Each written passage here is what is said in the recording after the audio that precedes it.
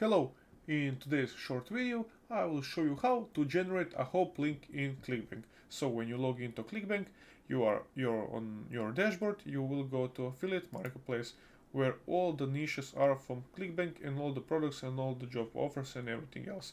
For example, I will go to health and fitness and choose something like this, a product, a supplement like this.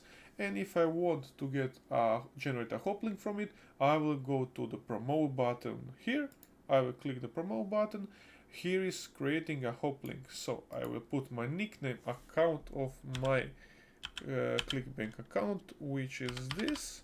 And tracking ID, you can choose something. I will choose something simple, something similar, and you will click create Hoplink. When you click this button, you will get your Hoplink button. And that is how you can generate a Hoplink in Clickbank. Thank you guys for watching. For some other questions, you can visit our YouTube channel down below. And see you in the next one. Bye.